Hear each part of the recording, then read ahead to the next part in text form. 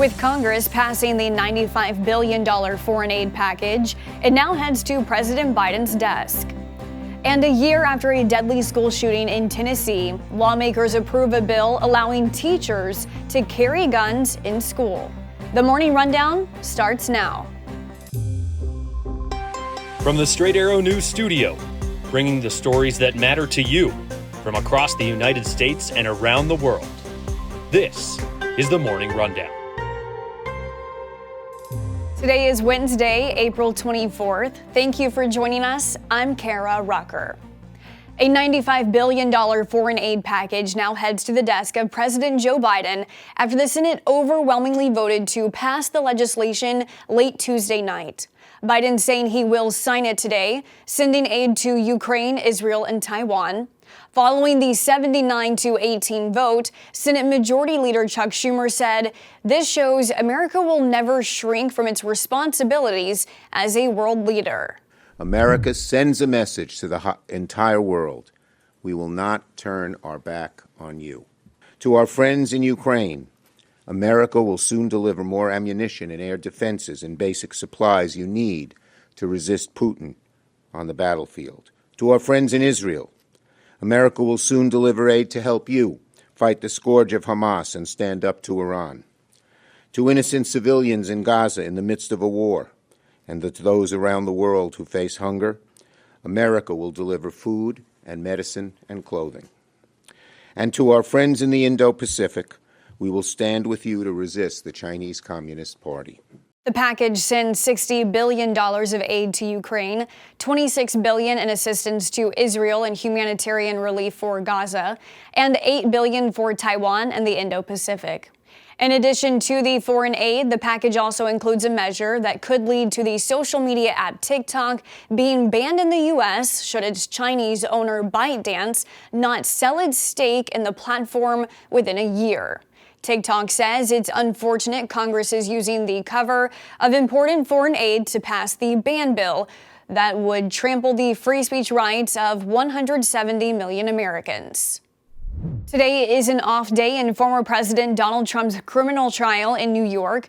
David Pecker, the former publisher of the National Enquirer tabloid newspaper, is set to return to the stand on Thursday, following his testimony yesterday, where he described his part in catch and kill deals involving Trump and his one-time attorney Michael Cohen. According to Pecker, he worked with Cohen to buy negative stories about Trump during the 2016 election in a move to bury them. During his 2.5-hour testimony, Pecker revealed to the jury he had met with Trump and Cohen in 2015, where he told them he'd act as Trump's eyes and ears during the campaign, saying he agreed to publish positive stories about Trump while focusing on negative stories about his opponents. Pecker said Cohen acted as the middleman between him and Trump, pitching stories to Pecker about other candidates, including Senator Ted Cruz. Then the Enquirer would embellish those stories. Day 6 of the trial began with a hearing on the judge's gag order barring Trump from making public statements about witnesses, jurors, prosecutors, and court staff, with the prosecution alleging Trump violated the order 10 times and seeking a $1,000 fine for each violation. Trump's lawyers argued the former president has not violated the gag order, saying Trump's statements in question were in response to a barrage of political attacks against him. The judge did not make an immediate ruling following more than an hour of deliberations. After a midnight deadline for an agreement to clear a campus encampment by pro-Palestinian protesters came without a resolution, the university announced early this morning the deadline has been extended by 48 hours after constructive dialogue with the students. A university spokesperson saying protesters have committed to dismantling a number of tents, agreed that only Columbia students will participate in the protest, and are taking steps to make the encampment welcome to all. The midnight deadline was imposed by Columbia President Manu Shafiq in a letter to the campus community late Tuesday night. In the letter, Shafiq wrote that should the negotiations not be successful to clear the encampment set up 5 days ago, alternate options would be considered to clear the West Lawn and restore calm to campus. The deadline comes about a week after New York police officers were called in regarding another encampment where more than 100 arrests were made. In her letter, Shafiq said the protesters at the West Lawn have been peaceful, but the encampment at times creates a hostile environment for many members of the university, adding it is, quote, essential we move forward with a plan to dismantle it. Shortly after the original midnight deadline passed, a group of Columbia student negotiators released a statement saying the university threatened to send in the National Guard. Governor Kathy Hochul said early Tuesday she had no plans to send the National Guard to campus. Tennessee lawmakers have passed a bill allowing school staff to carry concealed handguns on school grounds in an effort to enhance school safety. The measure was approved by a 68-28 vote in the Tennessee House, a year after a shooting at a Nashville Covenant school that killed 3 children and 3 adults. The bill now heads to Governor Bill Lee's desk, where he could either sign it or allow it to become a law without his signature.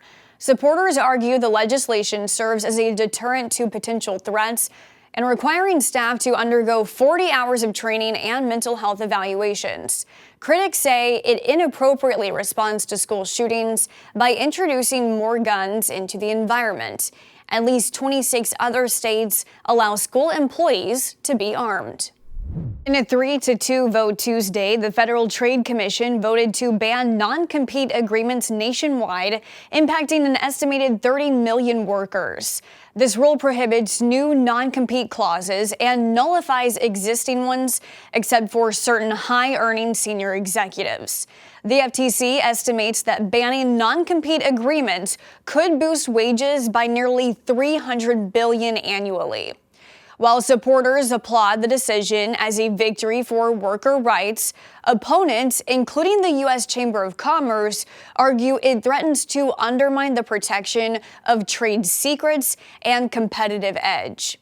The FTC's ban is expected to be challenged in court.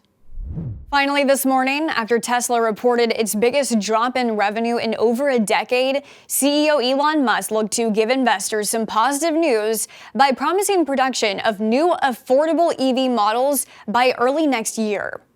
While details like how many will be made and the price point were not revealed, the announcement led the stock to jump 13% in after-hours trading.